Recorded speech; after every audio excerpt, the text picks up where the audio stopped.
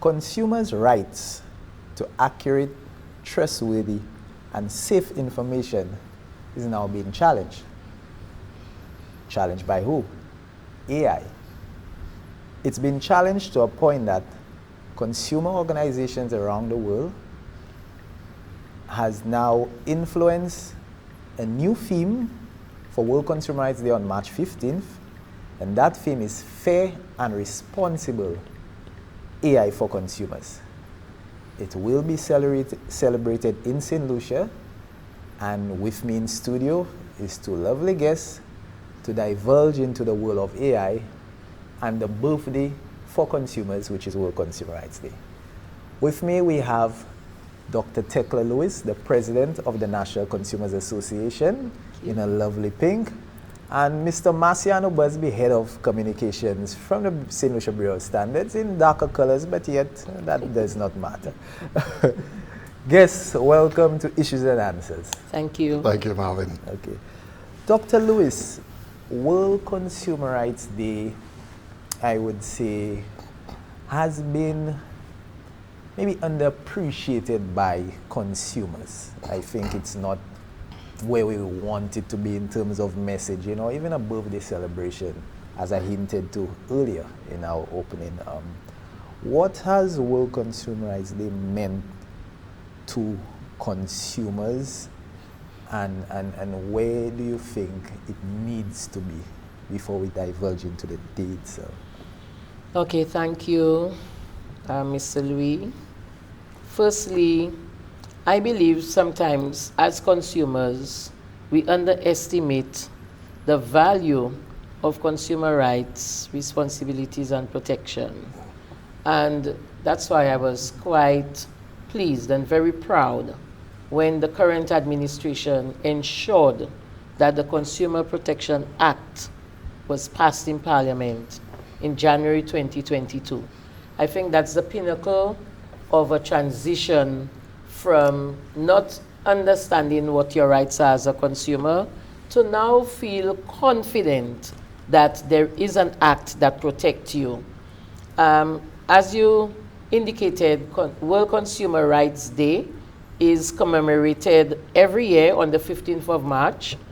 And this year, as done with many other years, the National Consumer Association, in collaboration with the Consumer Affairs Division of the Ministry of Commerce, is launching World Consumer Rights Day on Friday, the 15th of March, by the bus stand in Soufrière, where there will be a mini exposition where persons can come in to understand how the topic for this year, which is fair and responsible artificial intelligence for consumers, how it really impacts our daily life as consumers. I was very pleased that this year the launch was actually decentralized, because it has happened in Castries for a number of years, but this year it's going to Soufrière. So persons in other parts of St. Lucia can also get the opportunity and the benefit to visit that exposition, where institutions like Bureau of Standards, NTRC, NOC, will be having information where they would bring to the public to let you understand what are your rights as consumers when it relates to utilities, other services, what those rights really are, because sometimes persons are actually disadvantaged in their purchase or procurement of goods and services. So it is something that as a consumer association, we plan to continue the sensitization, not just for World Consumer Rights Day, but beyond. We have started with a number of initiatives where we have had some infomercials on television, and we will continue so persons understand when you hear consumer rights, what does it mean? How does that resonate with us? And why are we celebrating the birthday? And before I get to Busby, one of the purpose of World Consumer Rights Day is to raise the global awareness, and that has been done for several years with different themes.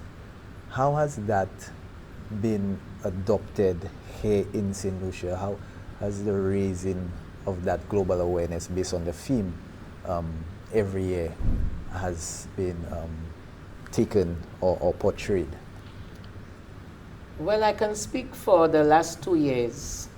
I can see those themes resonating because of the expositions, the awareness, programs like these, where we actually come out and educate the public, give them information of what it is. I find last year's theme, where it was renewable energy, there was the buzz, the conversation continued. It did not just stop at March 15th.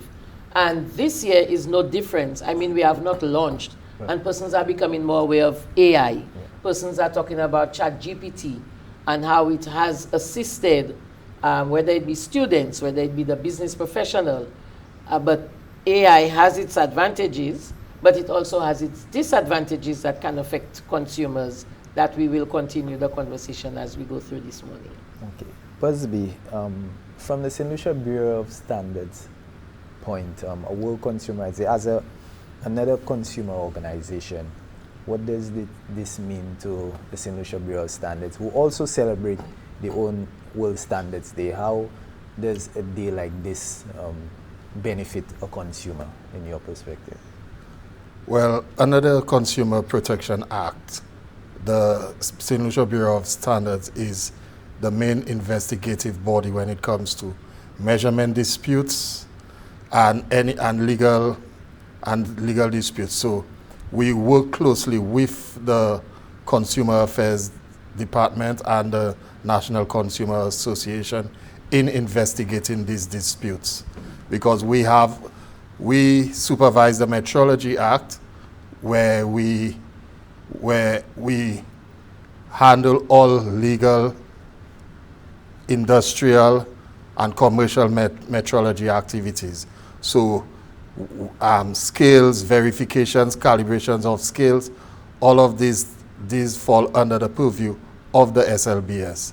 And now when a formal complaint is made about anything, then the St. Lucia Bureau of Standards worked with the Consumer Affairs Department in resolving these issues. So it is only fitting that we should be part of the World Consumer Rights Day. Okay, talking about consumer organizations and what Mr. Marciano Busby said in terms of their role, just give me some examples of other consumer organizations that consumers could go to, for example, our utility services, our telecommunication services, and these organizations and their roles and responsibilities. Okay, for example, there is NTRC, the National Telecommunication Regulatory Commission. They are the regulators for consumer rights when it comes to telecommunications.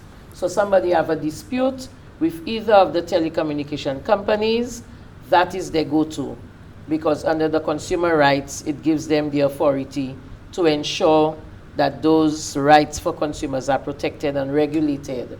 And then there is the National Utility Regulation Commission. That's the body that ensures that consumers receive rights when it comes to utility companies, such as our water and electricity. And of course, Busby just spoke about the Bureau of Standards, where they are the go-to, the regulators when it comes to St. Lucia rights and protection, consumer rights and protection. The National Consumer Association, we are the advocates to ensure that the Act, just as Consumer Affairs Division is the government regulatory body, we are the independent, non-governmental advocates who have to ensure that consumers receive redress when they have a dispute. And of course, we have a secretariat and now we are actually in the process of having all our programs, our services digitized, although we will still be meeting persons face to face, but in the event persons cannot come to the Secretariat for Services, they have an option. So we really are the advocates to ensure that these regulatory processes are adhered to, because we have found time and time again that some business places violate the act, do as they please, and have no respect for consumer rights and protection. Although we always encourage consumers to be responsible and to make a choice, because we all have a choice. Could you tell us some of the major concerns, and that's a question to both of you as from two different consumer organizations. What are some of the major concerns consumers face in 2024? Okay, the major concerns consumers face in 2024 are, for example, well, AI would be a disadvantage as much as it's an advantage. And of course, I would let the professional go into AI from a technical perspective, but from consumers and the issues. Some of the challenges a consumer may have in artificial intelligence, it may be costly to implement in their business, in their homes. For example, ChatGPT, you get a regular ChatGPT, but if you want one to really assist you, you have to subscribe. Apart from the costly implementation, there is potential for job loss. So artificial intelligence can really replace the human skill. Another disadvantage, it really lacks emotion and creativity. So we will have a society where persons are no longer creative because artificial intelligence can do it for you. That can affect consumers. And I'll give you a typical example. You go to a supermarket with $20 and you bought an item for $14. If it's not for a calculator or the point of sale machine, the clerk, the attendant would not know she have to give you $6. So we're creating a society of lack of creativity and lack of skill. That's why I am very moved to emotion when I see initiatives like the youth economy, where you have young people start getting creative, turning their hobbies into a business. So artificial intelligence can really disadvantage a small society like St. Lucia for that. It can also impact health to a certain point, because this morning I was doing some research and I landed on something which spoke about healthcare. By implementing AI in our healthcare system and processes, while it will increase operational efficiencies, it can lower costs for us and elevate patient care. On the other hand, it can lack the human touch. It will do nothing to improve patient care. That care that you want, that person that you want to speak to assist you and to help you go through whatever psychological effect you may have due to what your illness is. So we can see AI disadvantaging consumers, even if it has a few advantages that can help us save costs. Before I come to you, Busby, let's take a quick commercial break. We'll be right back with Issues and Answers.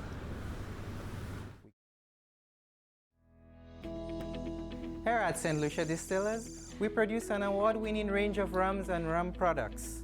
We export our rums to the Caribbean, North America, and Europe.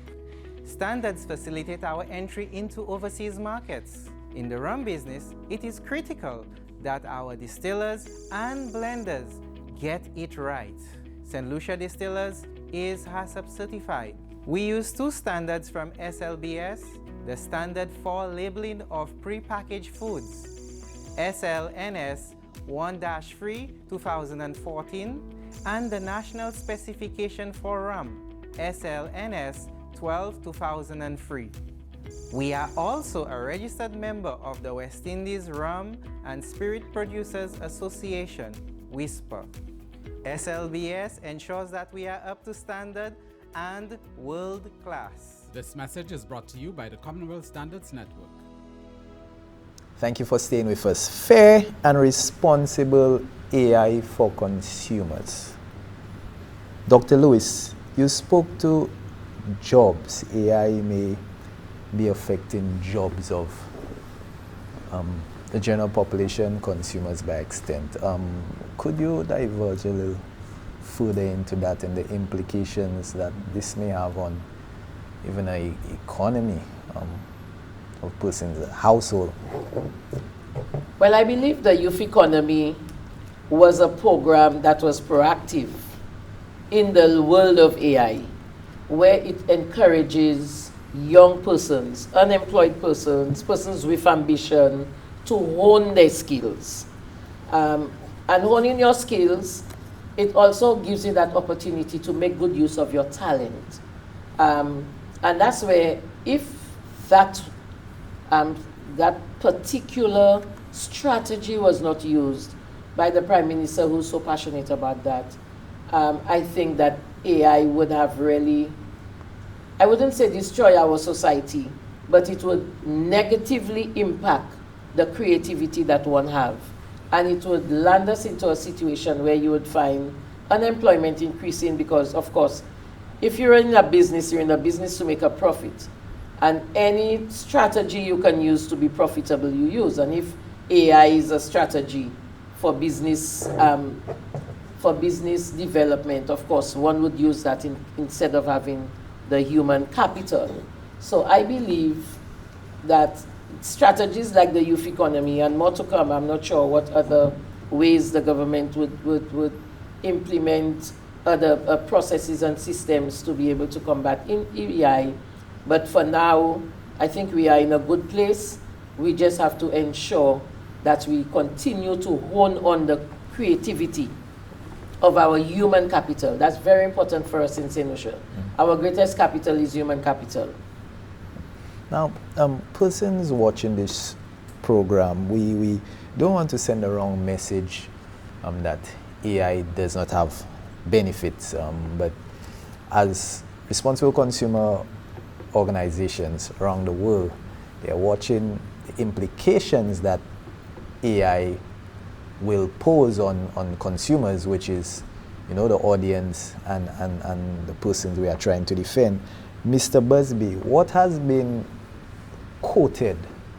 It's two words I recall from a report done by the Norwegian Consumer Council, and the name of that report is called Ghost in the Machine. It was done in 2023. Two keywords, generative AI and chatbots, seem to be the concerns for consumer organizations. So, can you tell us and the normal person what is defined basically as a generative AI? Why is it a concern that chatbots may affect consumers?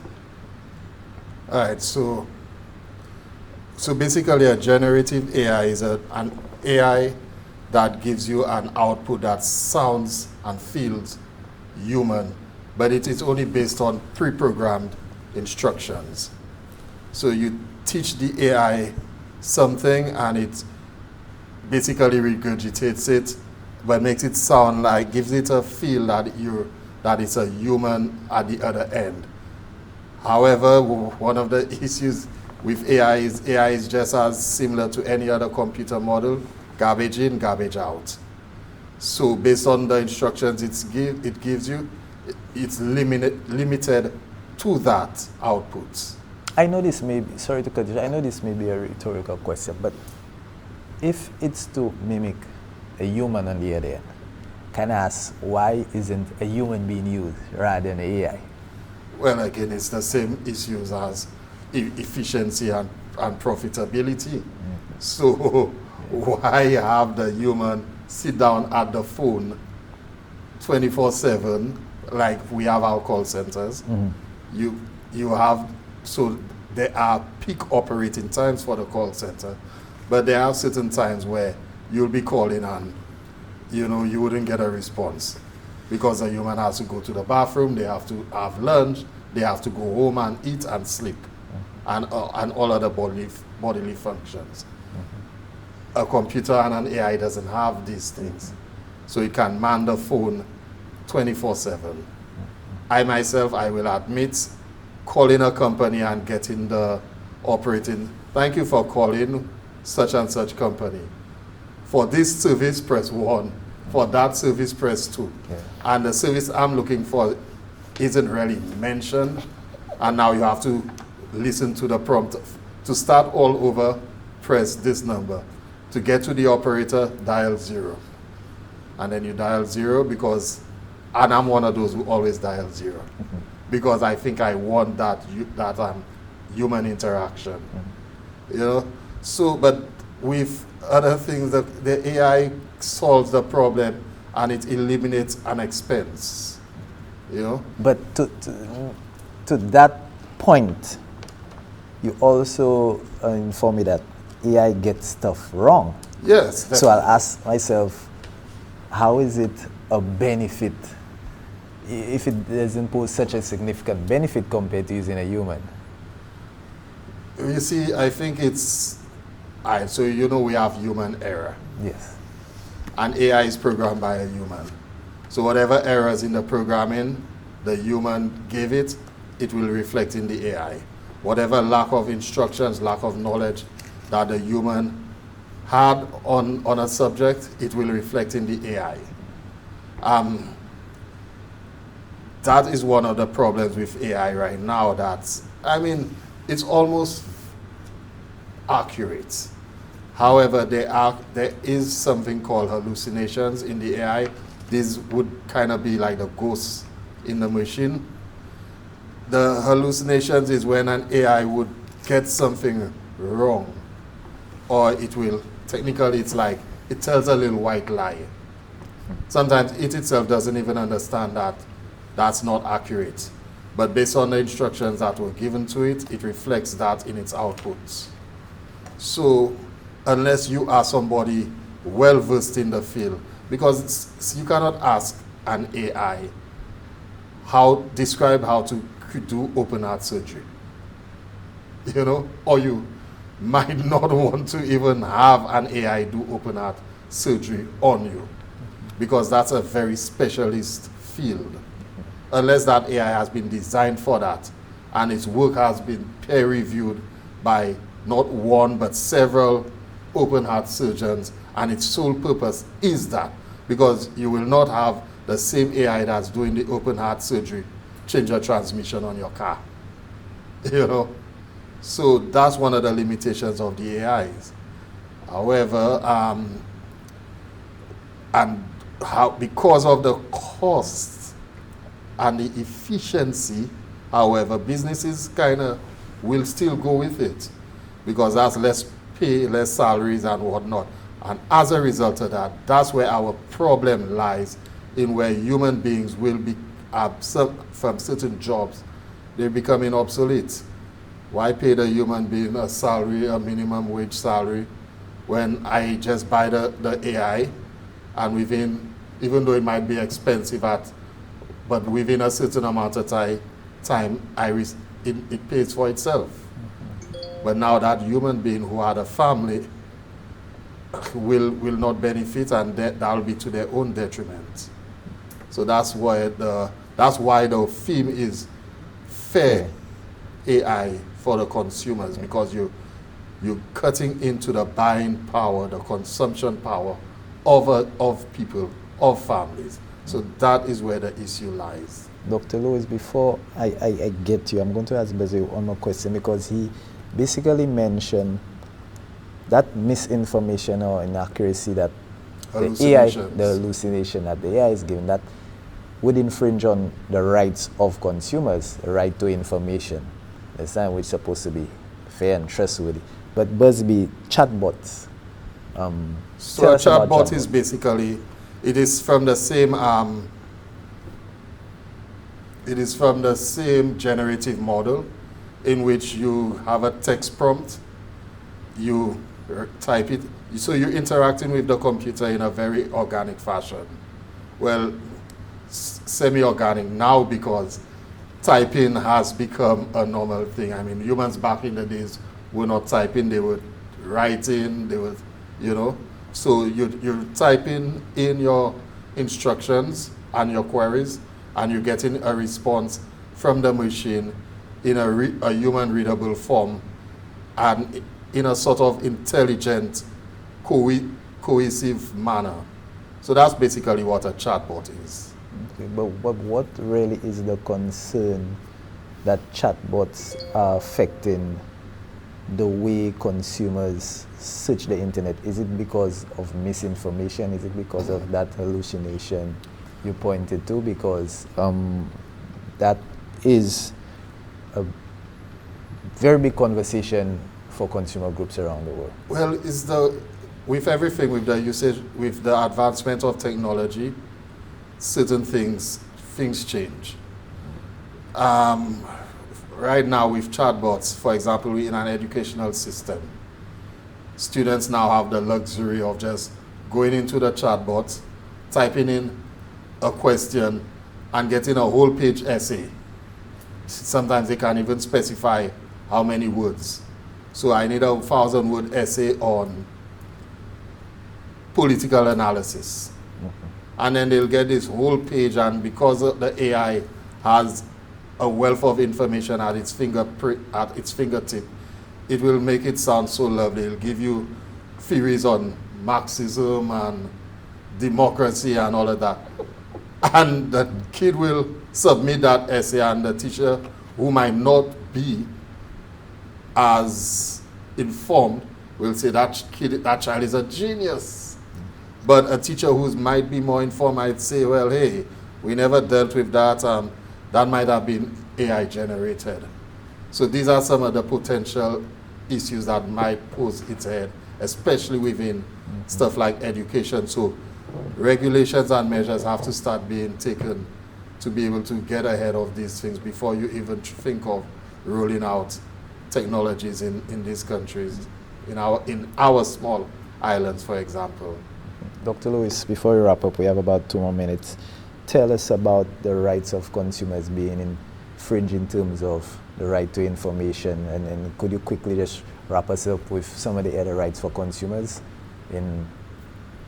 Okay, consumers have the right to be informed, to be protected against fraudulent, deceitful, or grossly misleading information, which is one of the pinnacles of AI. They have a right to be protected against false advertising, labeling, and other practices where they are not given the true facts. And that's one of the issues, or the main issues we face as a National Consumer Association, where persons would go to a drugstore and they would purchase a medication in a foreign language. How could you know the dosage, because it's an off-the-shelf medication? And of course, we have had to refer situations like that to the Bureau of Standard. They would also purchase, the weight would say one thing, but the contents is another. So there is the act that protects it, and the Bureau of Standards have been doing a very good job. But in other rights that consumers have, they have the rights to choose. But of course, sometimes your choice is limited. They have to take responsibility as well for their action. And I'm hoping in the advent of AI that there would be adjustments to our laws and the act to be able to protect us against the pitfalls of artificial intelligence. That's a good point. You have one more quick point, 10 seconds. So basically, I think the regulations need to be put there once we decide to start integrating AIs within our society. There is room for, there's potential for misinformation from AIs. I mean, you've been seeing deepfake videos and all of these things. So hopefully very soon we'll be talking about regulations for governing AI. Thank you so much to my guests. Consumers, remember, the theme for World Consumers Day, March 15, fair and responsible AI for consumers. More information will be divulged to the general public on different platforms. Look out for the St. Lucia Bureau of Standards, the National Consumer Association, and also Consumer Affairs Department, among other consumer agencies, to continue supporting consumers in the age of AI. My name is Marvin St. Louis. Thank you for joining us. This has been Issues and Answers.